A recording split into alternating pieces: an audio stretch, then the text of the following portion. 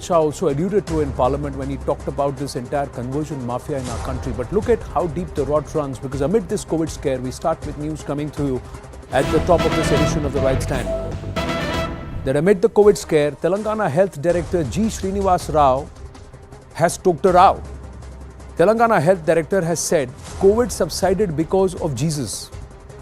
This is the Telangana Health Director's comment, that COVID subsided because of Jesus. G. Srinivasa Rao has made this comment, the Health Director of Telangana, that COVID subsided because of Jesus.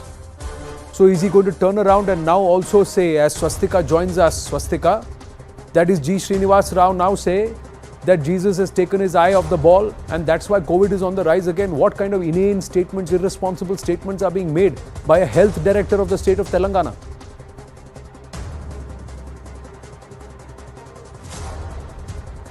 Swastika, can you hear me? Yes, Anand. Yes. G. Srinivas Rao is the Health Director of Telangana. Let's just listen to what he had to say before I come to you.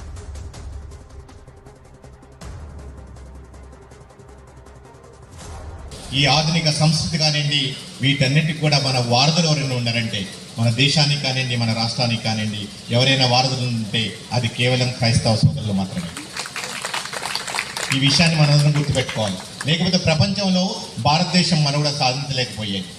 ప్రపంచంలో భారతదేశం ఇంత అభివృద్ధి చెందలేకపోయేది. ఆ రోజు ఎవరైతే ఈ రూపంలో మన దేశానికి ఆధునిక వైద్యాన్ని, ఆధునిక విద్యని, ఆధునిక సంస్కృతిని తీసుకొచ్చారో, మన దేశాన్ని ప్రపంచంలో అన్ని దేశాల కంటే ముందుండేట్లు చేసింది.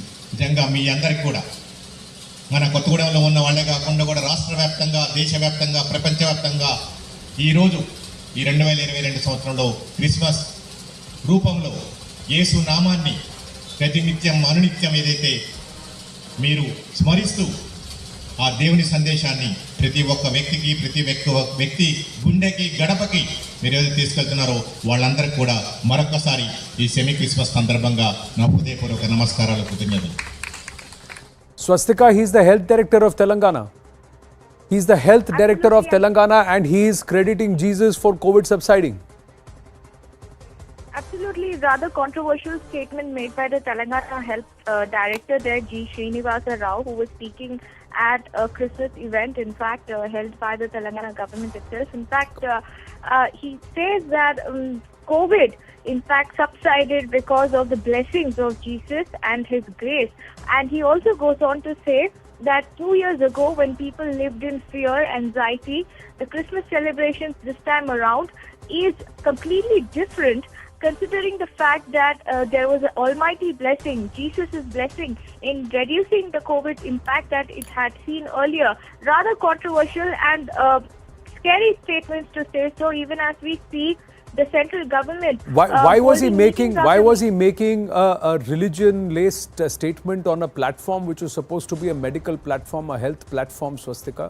And as a health director, is he discrediting the scientists of our country, the vaccines manufactured in our country, the massive vaccination drive? Is he discrediting all of that, and is he totally crediting only faith? And in this case, does he believe that this is only one faith that has come into play? Anand, he made these statements at a pre-Christmas event organized in his own capacity, in fact. That is where he made these controversial statements, and what is rather shocking is that he is doing appeasement politics in the name of COVID at a time when the central government has in fact constituted new teams and issued new kind of guidelines asking people to mask up and not to let their guard down. The statements made by the Telangana's health director, where he says that the situation is such that we have completely gotten rid of COVID, not because of doctors and medical intervention or by vaccines, but through the blessings of the Almighty, rather goes on to show what kind of controversy and controversial statements that he is making in the name of appeasement politics, because he is also a ticket aspirant from the TRS's side, and that is why this can be viewed in the terms of political posturing that he is doing. He's health director, and in his capacity, he is supposed to credit science Yes, there is a certain element of spirituality and faith that comes into play, but faith is not the healer, science is, medicine is, and that's a reality, ladies and gentlemen. And for a Telangana health director to make this statement, this is not going to die there. This is going to stoke a huge row of politics. We'll wait for the reactions. We're also trying to see if we can connect with G. Srinivasa Rao, who has credited Jesus for COVID subsiding at a time when the country is also facing a rising COVID scare. So ill-timed, ill-intentioned, what is the ulterior motive? Does it smack of brazen appeasement politics? That's the question that comes to mind when somebody like a G. Srinivasa Rao makes this statement. Has the BJP reacted in Telangana? Has there been a reaction so far? Swastika, just a quick comment. Well, we've lost Swastika there. What we'll do is get a move on. We'll continue to keep track of this story here at CNN News 18, ladies and gentlemen, getting you the latest on the developments. Yes, there is a COVID scare. We are keeping track on that. The other question, ladies and gentlemen, that comes to mind. We all may have our own political preferences, but this word or this idiom, Jai Hind, is above all. You ask an athlete what the flag means, what playing for the country means. Ask a soldier what standing there for Naam Namak Nishan and for the flag means. They will tell you the importance. But can we ask and expect the same of a Neta who would perhaps be guilty of putting their own brand of politics ahead of the country first? Do we really need such kind of politics?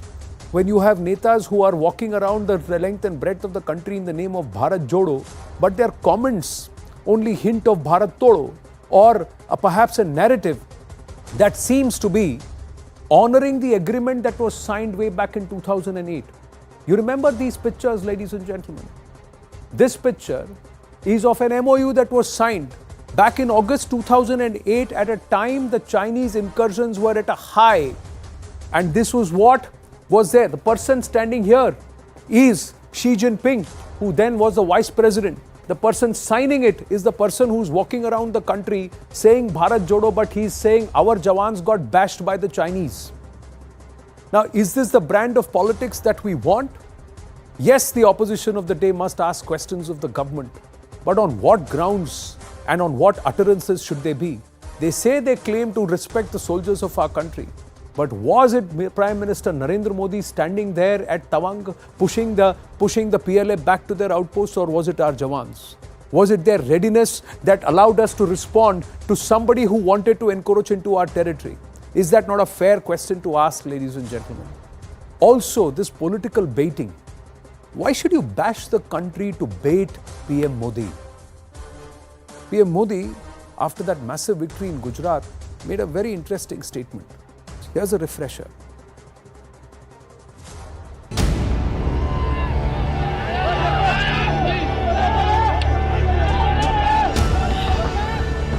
जो हमारे जवानों को अरुणाचल प्रदेश में पीट रहे हैं, उनका लद्दाख की साइड और अरुणाचल की साइड पूरा ऑफेंसिव प्रिपरेशन चल रहा है। हिंदुस्तान की सरकार सोई हुई है। वैसे तो उनकी सरकार जो दिल्ली में बैठी है वो भी इंच इंच की भाषा करते हैं कि चाइना को इंच इंच भी नहीं देगी, लेकिन चाइना घुस गया है, हम भी घुसेंगे।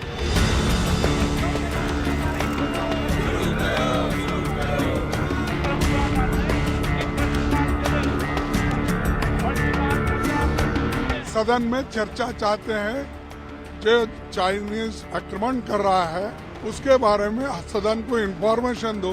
एक तरफा उत्तर हुआ तो उसका क्या मतलब? 2005 में जब मैं अपोजिशन में थे और चाइना बॉर्डर का इशू उठाया था, तो उन्होंने बोला कि चाइना बॉर्डर का जो इशू होता है वो बहुत सेंसिटिव होता है, इसलिए पार्लियामेंट में चर्चा नहीं करके उसको इंटरनली डील करना चाहिए।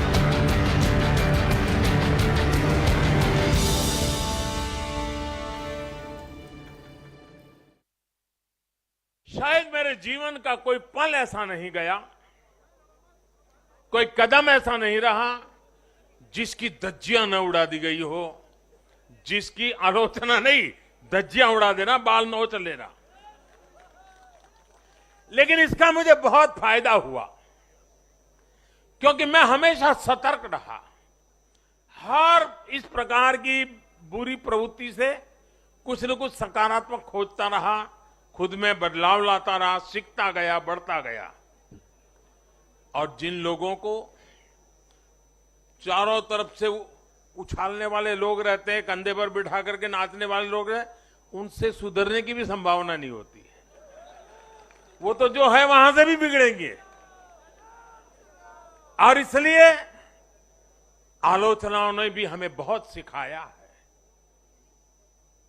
हर आलोचना में से हमारे काम की चीज हमें खोजते रहना है, हमें अपनी शक्ति को बढ़ाते रहना है और कठोर से कठोर झूठे आरोपों को सहने का सामर्थ्य भी बढ़ाना होगा साथियों, क्योंकि अब जुल्म बढ़ने वाला है। अब मान के चलिए, मुझ पर भी बढ़ने वाला है, आप सब पर भी बढ़ने वाला है, क्योंकि ये सहन नहीं कर पाएंगे, ये पचा नहीं पाएंगे। और उसका जवाब यही है, हमें अपनी सहन शक्ति बढ़ाना है। So the Prime Minister talks about Sahan Shakti, saying ye pacha nahi paenge. The attacks will only get sharper, not only on me but all of you, is what he had said on the 8th of December. Are these attacks getting sharper on Prime Minister Narendra Modi, or is there a deliberate attempt to bash the country, bash Bharat, just to bait Prime Minister Narendra Modi? Let's dive into the debate. And it's not inadvertent. Is it being done deliberately? That's the question that we are asking, ladies and gentlemen. Sanju Verma, national spokesperson of the BJP, with us. George Kurian, political strategist, with us. Abhishek Banerjee, columnist, and Nirva Mehta, Op India editor, also with us. Namaste, Jai Hind, and thank you very, very much, everybody, for joining us. Nirva Mehta, where do you stand? Is it wrong for the opposition to question the centre? Is it wrong for the opposition to hold the centre to account and ask them some tough questions? Absolutely not. I think which is where the opposition's role is, to keep the centre, to keep the ruling party accountable for what they're elected for. Having said that, what is unfortunate is that the opposition, instead of going for criticism, like better for making the things better, they're actually creating more hurdles, and more than being hurdles, it's actually working against what is going on in the favor of the country. We've seen that in so many things over the past few years, that any new reform that is coming up, which they themselves wanted when they were in power, they are just opposing just for the sake of opposing it. Just because you're in opposition and your name is opposition doesn't mean that you end up opposing everything, right? Especially when when the laws are passed, you suddenly run to take credit for them. So you did want it at some point in time. Suddenly, just because it's the other ruling party which is passing those laws for the benefit of the country, you are suddenly opposing it. That's not fair. We've seen that even in the case of COVID and the way things were dealt, the whole COVID vaccine hesitancy that was created by the opposition party, saying that it is the BJP vaccine and this and that. That's not fair. You are dealing with a pandemic here. It's people's lives at stake. At some point, constructive criticism is one thing, keeping the government accountable is one thing, and opposing just for the sake of opposing is completely different, and that's what the unfortunate thing is with our opposition. It's not just about opposing for the sake of opposing. Do you agree with me or disagree with me, Abhishek Banerjee, when I say that there is a deliberate attempt to show India down? Because they believe that is the how, if you put India down, that means we can put Modi on the mat. Now, is that the right strategy, or do you disagree with that kind of an approach? Yeah, so Anand, so basically now this India-China issue, because this is what it's about, this is very serious, as we all know. So I was just looking at some basic data, because this is what everybody needs to understand. In the year 2006-2007, the UPA government, it sanctioned 73 border roads of total length of 3,000 kilometers. But as we know, by 2005, out of those 73 sanctioned roads, most of them were on paper and only 19 of them were actually built, and only out of 3,000, only 600 kilometers was built. So 20% or less of the target was achieved. Now, in the last 5 years, India has significantly upgraded its infrastructure building, and as opposed to 600 kilometers during almost the entire time of UPA, in last 5 years, 2,089 kilometers of road was constructed near the LAC. Now we have to understand why this game is really that of infrastructure. For that, we need to understand the context of how battles happen at the border. The problem that we faced in 1962 was this: we have our positions, the Chinese have their positions. Now, usually, if the Chinese attack, the typical force ratio is what is called 3:1. That is, if there are 300 Chinese soldiers, they will try to attack 100 Indian soldiers. That is the typical force ratio. So now what happens? Suppose 300 Chinese soldiers have attacked 100 Indian soldiers. Now India's job is to immediately rush more troops to the spot so that it immediately balances out and the Chinese will retreat. Now, in order to have that, we need to have significant infrastructure that can quickly move our tanks, our soldiers, our equipment to that border. That is why this game is truly that of infrastructure. Now, the Chinese have built a lot of infrastructure on their side, and we have built very little. As you can see in the 2013, like the speech of A.K. Antony, he admitted in the Lok Sabha in 2013 that we deliberately didn't build the border infrastructure out of fear that the Chinese will find it easier to move into our country. Now, and this is what the problem was in 1962. We had our border posts, but we had nothing to support them. The Chinese had built highways on their side and we had nothing on our side. So when they attacked, we were trying to support our troops by dropping, from helicopter, which is very slow, whereas they are supporting their troops by trucks. So as we have ramped up our infrastructure on the border, China is worried and they are trying to act more aggressive. They are trying to, browbeat us. And they are also trying to take advantage of the fact that India is a democracy. So anything that happens at the border, they are trying to create this criticism and, bait the government into some kind of war or something, because they really need things to happen quickly. Because as we get more time, with each day that is passing, we are building even more infrastructure and our side of the border is getting stronger and stronger and stronger. So the Chinese are running out of time. And I'm afraid they are trying to take advantage of our domestic political situation. And the Congress needs to understand this and act in the national interest. I'm sorry, they have not been able to build infrastructure and they have themselves admitted it. In 2013, A.K. Antony has admitted it himself that they didn't build the infrastructure. So they need to take a step back and look at it from a point of view of national interest. Do they really want to do that, George Kurian?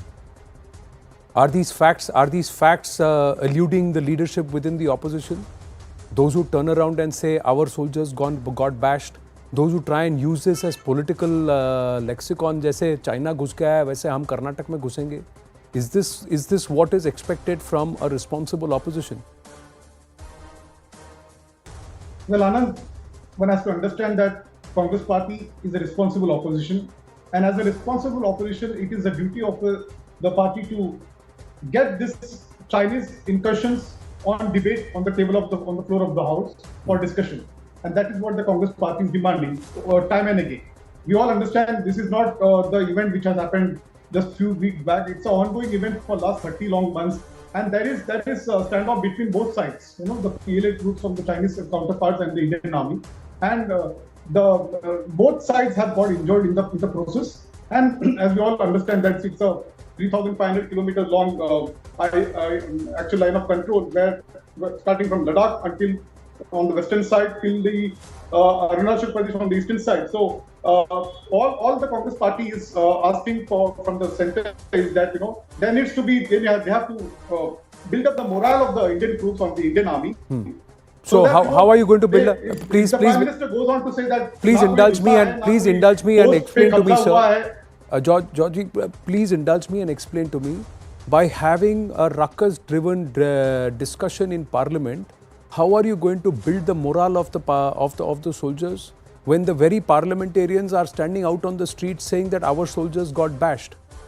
Is that a responsible statement or not? First question. Second question: how are you going to build morale of our by raising din and disruption in Parliament? What is the point of discussion here? Please tell me. Please educate. Rahul Gandhi, or for that matter, the member of parliament from the opposition and specifically the Congress Party, their intention is not to defend the party or the BJP government in the center. All they are saying is that they have to increase the morale of the Indian army by counter-attacking them and giving them the resources that they need at this point in time. One cannot deny the fact that there are ongoing standoffs between the both sides. And to just deny the fact that nobody has entered our post and things like that. So this is discouraging for the Indian army. Why is it discouraging for the Indian army if the government stands in Parliament and reads out a statement that our forces were able to push them back to their post and put them there? Why is it discouraging for the Indian army if we had captured the northern heights and we have brought the Chinese to the negotiable table, forced them to disengage? How is it discouraging for the Indian army, sir? I don't understand. Is that discouraging, or is the defense minister in 2013 standing in Lok Sabha saying we did not build any infrastructure because we are worried the Chinese will come in? Which is more encouraging and which is more discouraging, sir? Pardon me, I do not understand politics, nor am I a soldier. But as a common citizen of the country, I believe that the latter was far more discouraging what was uttered in 2013 than the former what was said in Parliament just recently. Nobody is doubting the intention and the capability of the Indian Army. We all know that they are well equipped and they have the latest ammunition, lightweight ammunition and automatic system in place. And so where is that? If you're not doubting the Indian Army, if you're convinced that they are able to defend our borders, then where is the doubt? And where is the problem? Why do you? Where is the moral support? We are not doubting the valor of the Indian Army, but all we are saying that they need to be provided with all the morale. They need to be given the morale. You need to give them roads and infrastructure. My point is the Congress deliberately wanting to dig its own grave and say, I want to invite myself, Abel Mujhe Maar, in national debate. Let's do it in Parliament, where I will invite not just scrutiny from 1 year, but more than 2-3 decades, where the ghosts of 62 prevented us from building our infrastructure, which we should have done long ago. Do you want the report of Sham Sarangi tabled back in Parliament which was said in 2012, sir, where more than 640 square kilometers of Bharat's Bhumi had been given away under UPA 1 and 2? And that what is stopping the Bharatiya Janata Party from I'm just asking you, George ji, what are you trying to ask for? Now, Sanju Verma, please come into the debate. Sanju Verma, one is the question that everybody is asked is, why did the government delay informing the country? Why did it have to be a media report 4 days later? Secondly, why shirk away from a discussion? What is the problem with the discussion? That's what the opposition is saying. Please. Okay, Anand, without beating around the bush, let me come straight to the point. Under the National Security Act of 1980, which was actually operationalized by none other than the late Mrs. Indira Gandhi, in matters of internal security and in matters pertaining to sensitive issues, it is entirely the discretion, entirely the prerogative of the ruling government of the day to decide when it wants to share information with the opposition, how much it wants to share, what it wants to divulge, what it wants to hide. This is as per the National Security Act of 1980. This is the technical argument. Now I will give you what is the non-technical side of the argument.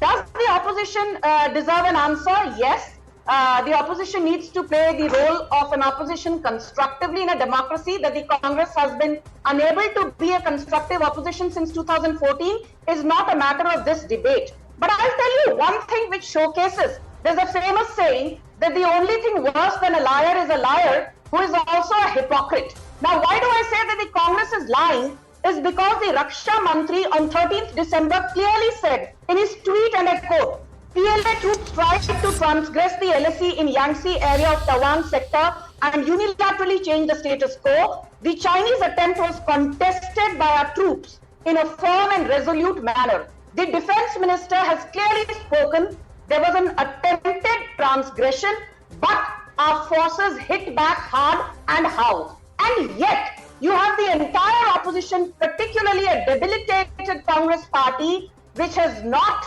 stopped lying. And it keeps repeating, transgression nahi, encroachment hua hai. Point number 2, why I say that the Congress is a hypocrite.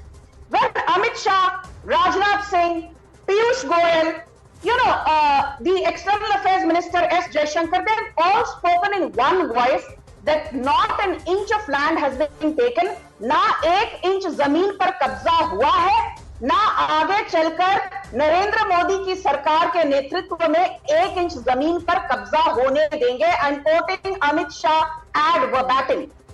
Despite that, what does the Congress say? Rahul Gandhi says we love our soldiers, we respect our brave hearts. If you respect your brave hearts, if you have an iota of respect for them, is this the language you use?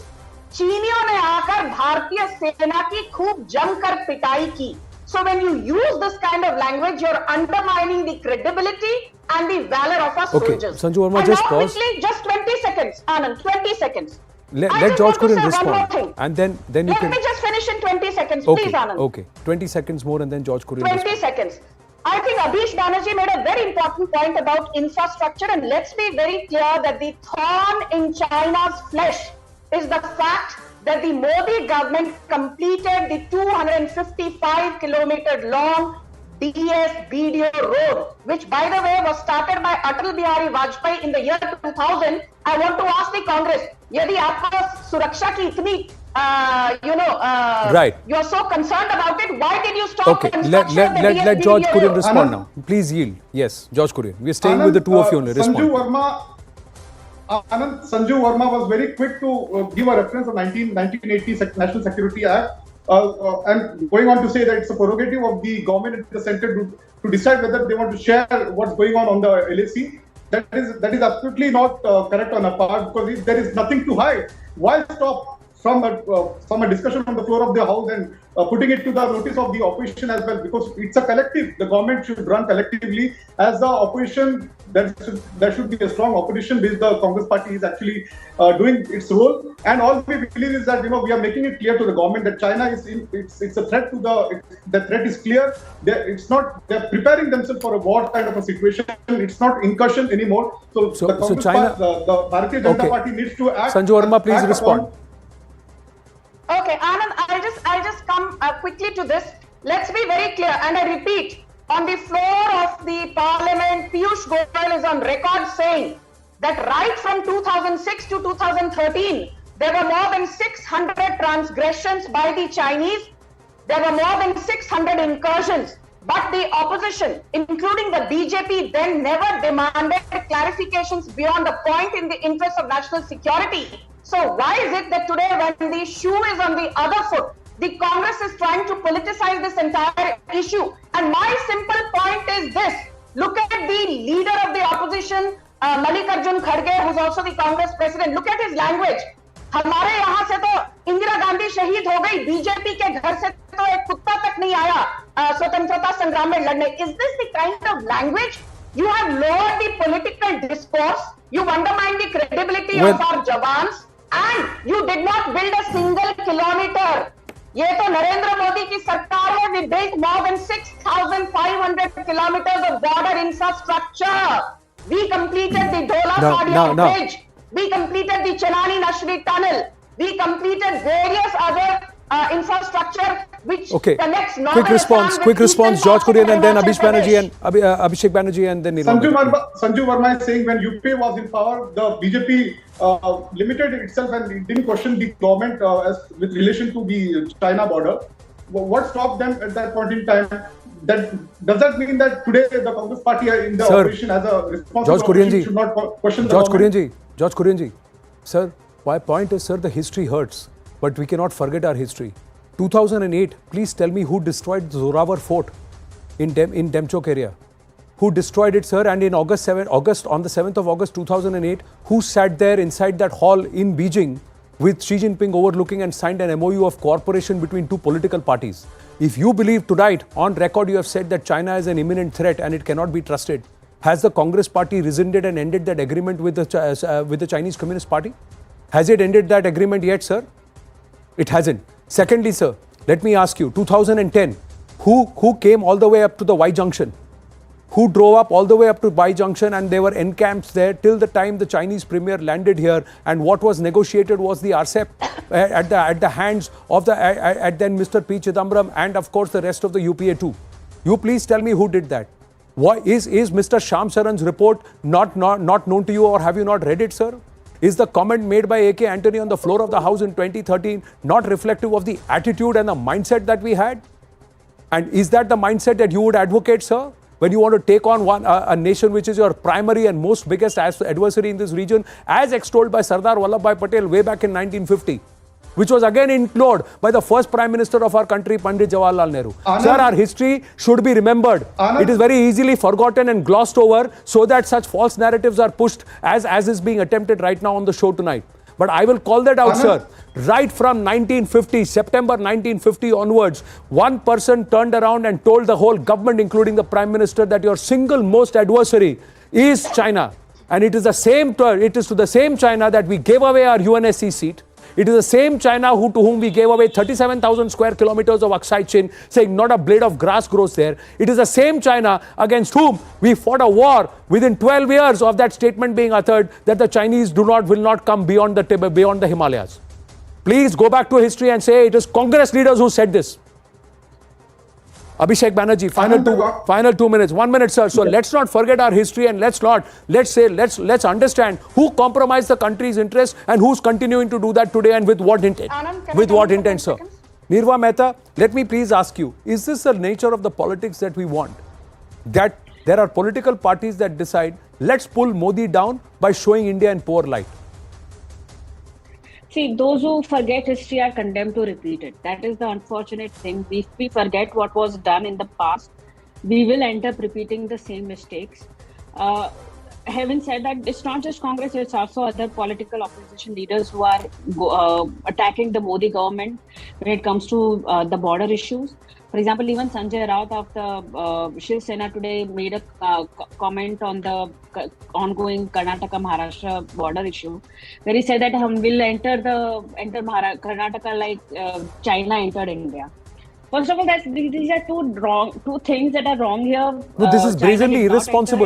Irresponsible of a Rajya Sabha MP, irresponsible of somebody who spent 4 decades in politics and who until recently was firmly ensconced with Balasaheb Thackeray's ideals, who would have never compromised India, no matter what his brand of politics was. It's a travesty. It's a very travesty. Unfortunate thing to say, because when the Union Minister has said that China did not enter the Indian territory, you cannot be saying that in India mein China jaisi India mein aag ghus gaya. Having said that, also Karnataka and Maharashtra, they are part of India. You just can't be this divisive politics, right? Just because you shouldn't be saying certain things which are so detrimental to the interest of India. Fair point made. Abhishek Banerjee. It's just unfortunate. Yeah, Anand, so I would say that from the point of view of a soldier standing at the border, if the soldier asks, where are my roads, where are my bridges leading up to my line of control, and you tell the soldier, sorry, we are not building any bridges or roads because, the Chinese will use them to steamroll you and come inside territory, then in the minds you are already fighting the so-called war from the point of view of already lost the war, right? I mean, you're telling the soldier that we don't believe in you. So this government, this thing that they have done is by building the infrastructure, they have told the army that, we trust in you. If somebody tries to attack, there are the force levels, we can move forces, equipment close to the border, and you trust in you. And that is what will raise the morale. And perhaps I'll give one small example if I have like 10-15 seconds left. Maybe a historical example will cool things down. In the 1898 war between the US and Spain, the Spanish Navy moved its ships closer into Manila harbor because they thought that when our ships sink, we'll be closer to the harbor and our soldiers will escape. So if you try to, fight a battle from the point of view of thinking that, we have already lost the war, that destroys the morale. And that is why the Spanish lost so bitterly in that war. And that is what the UPA government did to the Indian army. They said, we are not building any infrastructure because we know if we build any infrastructure, the Chinese will use it to walk inside.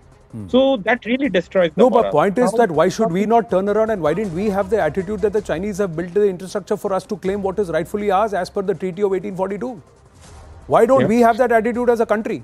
And we didn't have that attitude for 6 decades plus. From the time one person sat there and said that the Chinese will never come down from the Himalayas. From that time, till not a blade of grass grows there, till the time the ghosts of 62 continue to haunt. Everybody, history is not taught us 67. History is not taught us 86. History is not taught the number of times we've given the Chinese a bloody nose. Why? Because it was deliberately done. And that attempt which is being done is the biggest disservice. I'm running out of time. Quickly, ladies and gentlemen, I just want to end up with this, ladies and gentlemen. 2020, December, is this a deliberate attempt to try and bash our country and show it in poor light? Because the opposition believes that's the only way to get back at PM Narendra Modi. December 20, Delhi 2020 riots orchestrated to coincide with Trump's visit. Congress leaders backed prime accused Umar Khalid. The other one, second, Indian vaccines launched the world's biggest vaccination drive, and no country has been able to match what we've been able to do. But what was said, BJP का vaccine है, Covaxin को कैसे trust करें, Pfizer को लेके आओ, उसको लेके आओ, इन विदेशी वैक्सीन लेके आओ. Where are all those voices today? Can they read the data and then can they talk? They pushed vaccine hesitancy then. Did they do it on a deliberate note because they wanted Modi to fail, India to suffer? Surgical and air strikes. India destroyed terror camps inside POK in 2016, 2019. What was asked? Proof. Proof किधर है? Proof. Pakistani क्या बोल रहे हैं उसके basis पे proof किधर है is what our netas wanted to ask. Indian Air Force was boosted after Rafale deal was signed. Again, canards were spread to try and say that this deal is nixed. Somehow they wanted to nix this deal. Was it in the interest of the country? It's the same Rafales who stand to defend our air bases today, and the Chinese are sitting at bay because their J-16s can't match the ability of our Rafales. Indian forces clash with China secure Galwan, and the opposition leaders say China grabbed 2,000 square kilometers in Ladakh. This came from the party whose prime minister and leaders didn't bat an eyelid to say not a blade of grass grows there when they gave up Aksai Chin. And you know the cost, the strategic cost that we are paying, ladies and gentlemen. A soldier has everything, ladies and gentlemen. Netas put doubt in their head. This is what a soldier told me. And I asked them, what do you want? We just want belief. Now, do you want to back politics that instills belief? Or do you want politics that instills doubt? You have to decide as a country. We take a very, very short break. When we come back, we turn the spotlight on narco terror. Stay with us. The Home Minister making the statement in Parliament.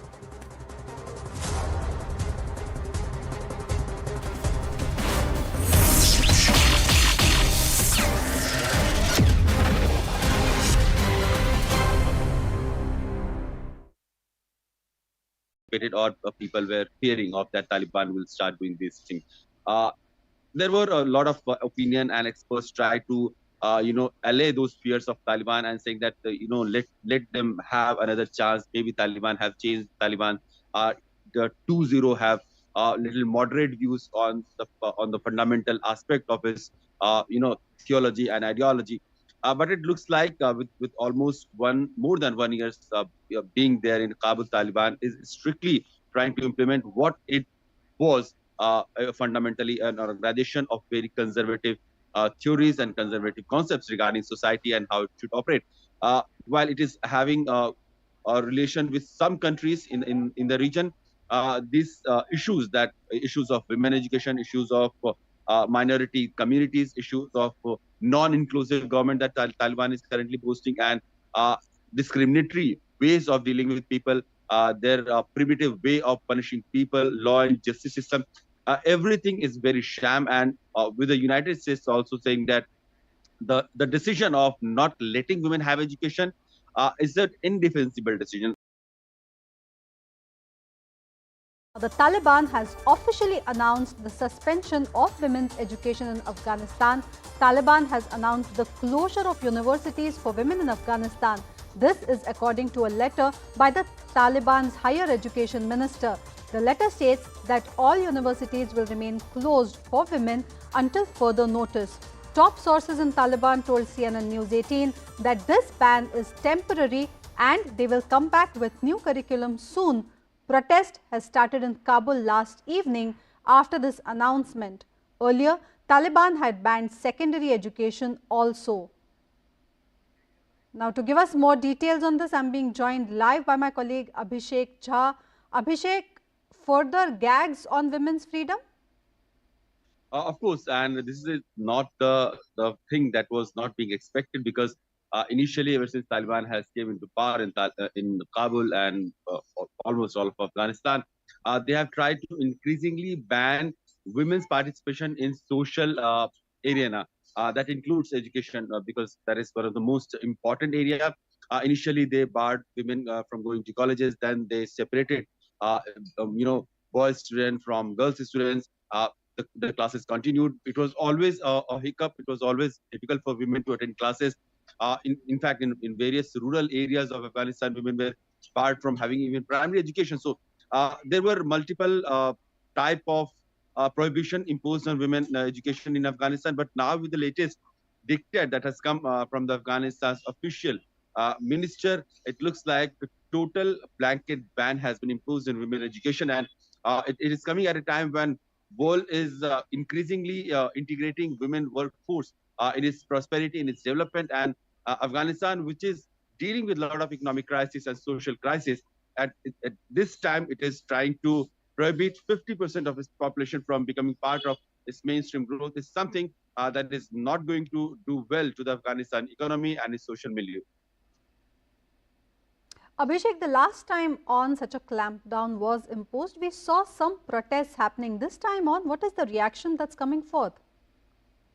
So there has always been protests. In fact, we have seen how women, like even in small groups, they tried to come on streets and protest to Afghanistan. They stood guard to colleges and students and schools. They tried to protect their rights, even in the thrashing, in the face of thrashing and beating from Afghan soldiers and their recruits. But it looks like that now Afghanistan, when they have total control of the territory, and they have started imposing their brutal and ruthless ruling. Not much of the protests could be seen on the streets, because they are literally taking people, detaining them. People are disappearing because of protests and the rights that they demand from the Afghan's current government, that is Taliban rulers. So maybe not that much of protest, but yeah, internationally it has invited a lot of condemnation, including from United Nations and including USA. So like, while international agencies and countries would continue to work towards humanitarian aid and assistance to the people of Afghanistan, women and girls of Afghanistan, education is something that the government and the local authorities in Afghanistan will have to ensure. And if they try to bring a law where women are not allowed to attend schools, then probably not much can be done by the international agencies or the outside forces in Afghanistan. Well, this indeed is grave situation emerging in India's neighborhood. Abhishek, if I may request you to continue to be with us, there's some more breaking news that's coming in now.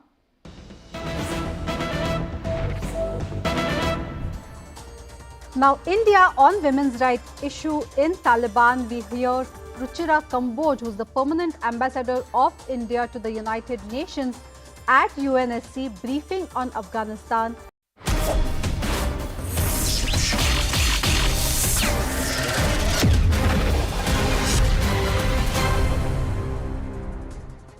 Back on the right stand with an exclusive here. It's a CNN News 18 exclusive. We've just been able to access an intel note that talks about a new terror funding blueprint by the Pakistanis, by the Pak ISI and the establishment.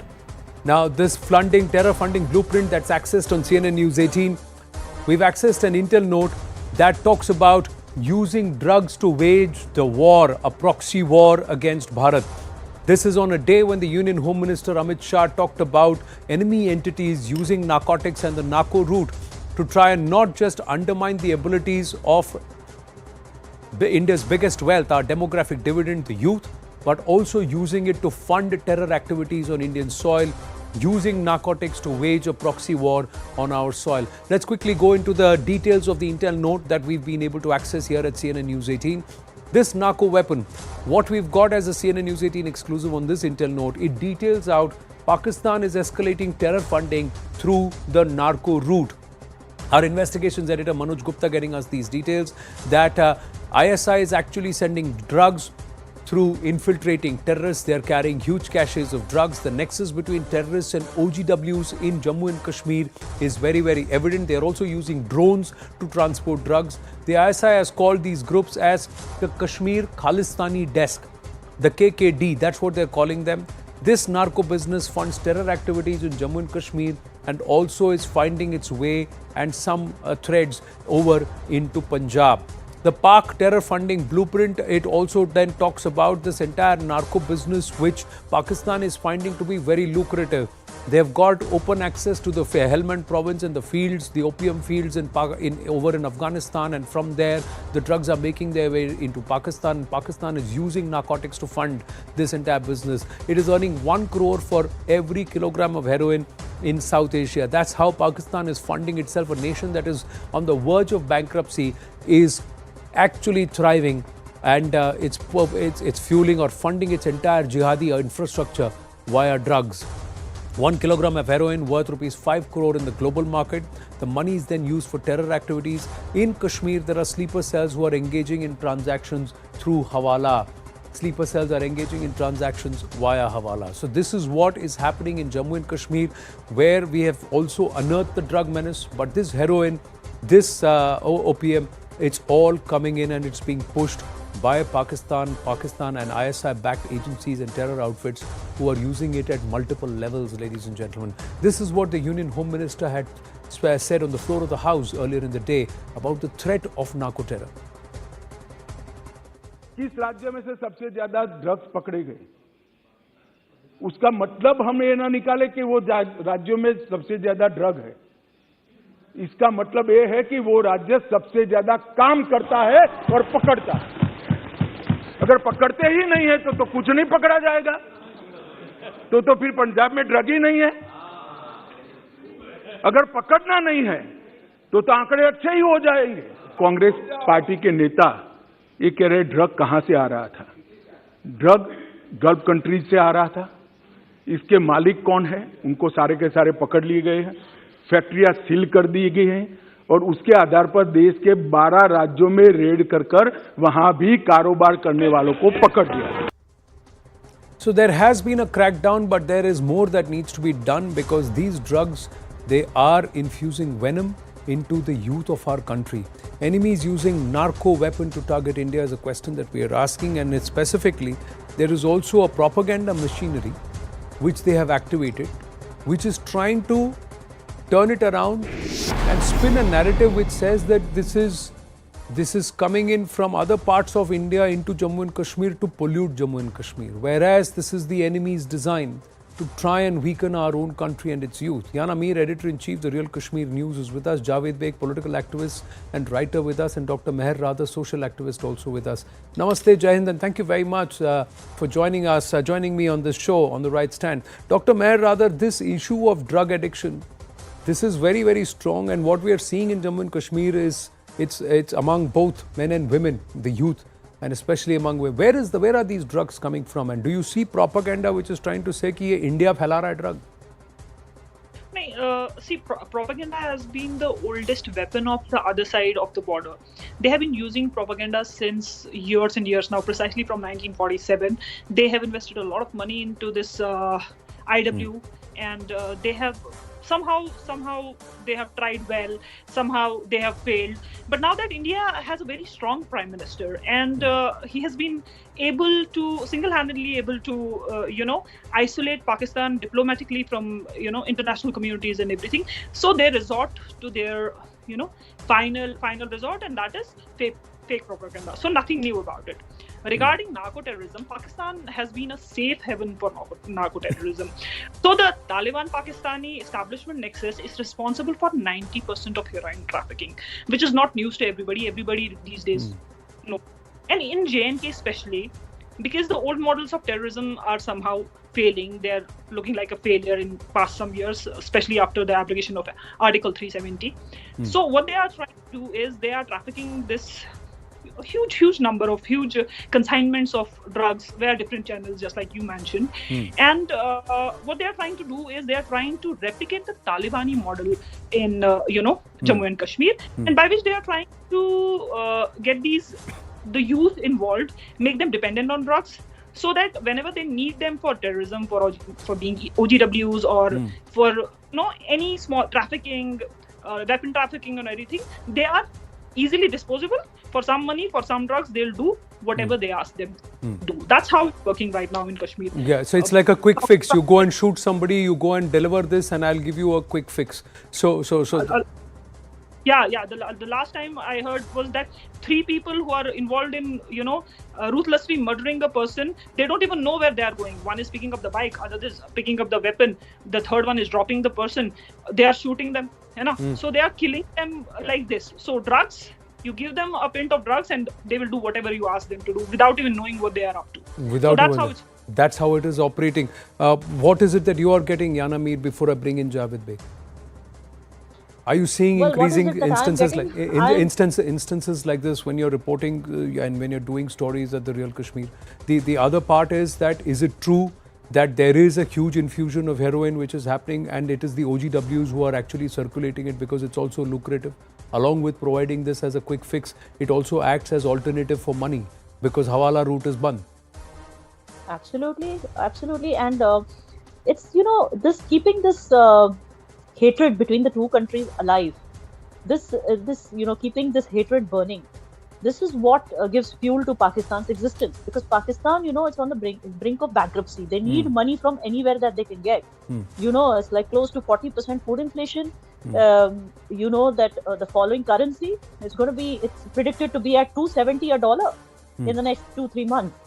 And about the flood situation there. About the fact that no one's lending them money anymore. Even their all-weather friend, that used to be an all-weather friend, Saudi Arabia has refused to lend them money. You're aware of that. So there is a lot that's going on. And then FATF, they're always scared, that FATF is again going to put us in the grey list. So they can't even openly do terrorism. So how to do it in such a way that it looks like an indigenous fight? It looks like an indigenous rebellion in India. So that is by infusing drugs into the veins of the youth of Kashmir.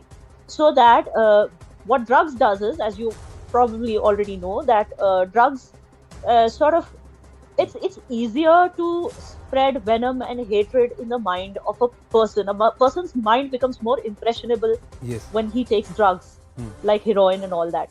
So it's very easy for them to run their anti-India hate and anti-India propaganda when their target area, the youth of their target area is under the influence of drugs. So it's very easy to spread hate in the minds of such youth.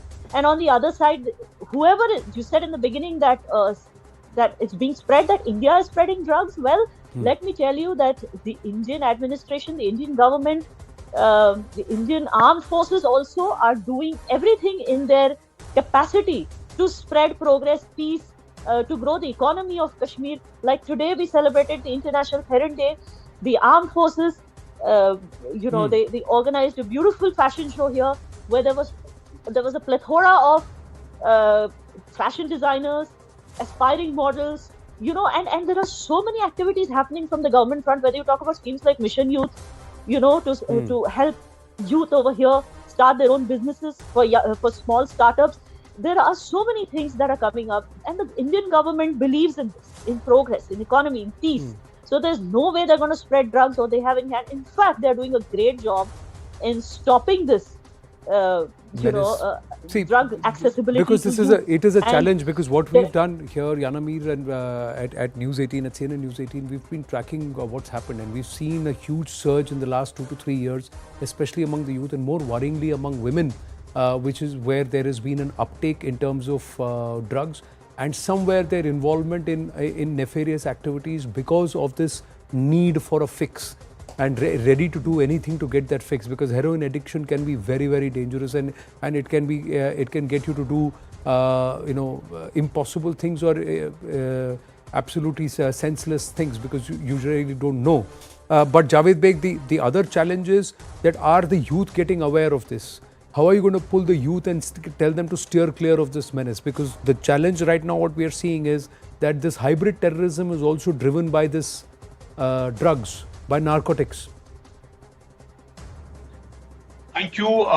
See, one thing we have to understand, that we all know the elephant in the room. We all know. After Washington's withdrawal from Kabul, the world's largest narcotics mandi is our neighboring country. We all know our neighboring country, which is our enemy country, been using different tactics. Since 71, they used these tactics before, when they brought whole Kashmir into chaos. They failed. They tried everything in Punjab. They failed. This is the easiest way for them to engage our country, to actually destroy basic fibers and fundamentals of our society. You see, every second guy in Kashmir is somehow influenced by this narco terror. You see guys who are involved as OGW, sleeper cells, or hybrid terrorists, they are also involved in some kind of narcotic activities. So we have to understand the way we our youth out of it to create awareness. We have to come together as a society and different institutions of our administration. Work in sync with the modern tactics what our enemy country is using. We have to stop them first. Then only we can actually educate our youth. Today, I am seeing very young guys into this narco terror activities. You might have heard from different conspiracy stories, but the reality is those guys who are involved in terror activities are also involved in some kind of narcotic activities. Because I'm very much involved in the youth rehabilitation process across Kashmir. We're trying to rehabilitate those earlier involved in some kind of stone pelting activities. Of late, I have seen the guys who are into drugs, they are somehow and somewhere, be it low or high intensity, they are also involved in some terror activities. So we have to understand and read this thoroughly to come up with some kind of solutions. No, else we are losing. See, my thing is that is there also this entire social media propaganda which needs to be countered? Is there a propaganda, social media machinery which is trying to actually say, Dr. Meher rather, that this entire drug menace which you're seeing in Jammu and Kashmir is not anybody else's fault, but the administration's fault? No, we all know this is being spread across border. Everyone knows this. Even the people who don't even watch TV, who are not on social media, they also know and understand this. Everybody knows. Every now and then we get information from our international border that enemy country is sending drugs, weaponry to drones. There are some kind of tunnels and all. We know, and there is a lot of money involved. And there are some people who are deep inside our system who are also helping this. I have some leads which I am working upon. There are some people who are trying to discredit our administration, who are trying to discredit our government, which we won't let happen. No, we don't buy their conspiracy theories. Yes, there is a global cabal who is working against our country. I request through your channel, I request Ministry of External Affairs, they should keep a check on them. There is a global cabal. No, there is awareness about this cabal. There is awareness about those who are wanting to fix India and also try and push a particular narrative and do certain aspects. But those are the larger macro challenges, geostrategic challenges that we as a nation have. But internally, we also have a problem of trying to pull people away and wean them away from this addiction or trying to slip into this. Dr. Meher, rather, how is it possible to do it? Is there an environment today where the engagement levels are such with the youth that they don't have, they have reasons or they have more things to do beyond just get into drug addiction or activities which are anti-society? Dr. Meher, rather. So yes, because I'm a life coach and we go village to village, town to town, me and two of my colleagues, we go town to town and we speak to college students, we speak to school students.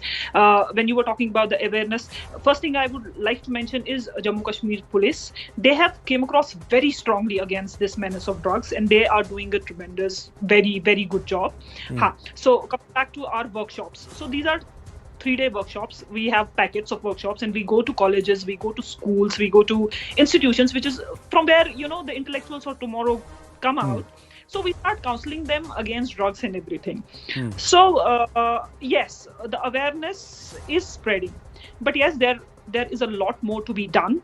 We are doing our job, and I've seen last time I went to one of the schools, young kids, 12, 13, some of them didn't know what drugs are. I talked to them and then they told us, the teachers told me, ma'am, they don't know what drugs are. Why are you telling them? I said, it is better they know from me rather than knowing from a peddler who will tell them, let's try it. It feels ecstatic. It feels good. So yes, we are trying to start from 12 because we are seeing at very young age. I have last time counseled a 14-year-old girl. She was into, drugs. And, a lot of people, young cases are coming out in Kashmir which are using this because this is readily available now. How? Nobody understands. Peddlers, very intelligent. They will go below 2 grams. They will give you 2-gram packets. They will sell 2-gram packets so that they are not caught because there are some, there are some leaks in the law. So they will give you 2-gram packets, and they will not be caught for that. Or even if they are caught, they will be detained for a week, and then they let off. will be detained because it's a bailable offense. So yes, checks and balances are required. Awareness is required. We are doing our part, but I may not be able, or me and my colleagues may not be able to go to whole Kashmir. Okay, Correct. other organizations side by side, they are working as well. But yes, there needs to be a public and psychological, more psychological public interactions, so that people are more aware. Right. And yes, administration is trying to do their jobs, but there are a lot of Well, there are challenges, but at various levels, we have to be aware of a problem, we have to be aware of a threat, and we have to be aware of a nefarious intent. Yana Mir, Javed Beg, and Dr. Meher Radha, thank you very, very much. Ladies and gentlemen, 280 days and counting. Jammu and Kashmir is functioning, there are no bunds. This is perhaps the longest period that schools have remained open uninterrupted. We'll get you that story of Naya Jammu and Kashmir very soon here at CNN News 18. For the moment, winding up this edition of The Right Stand, Brass Tacks follows.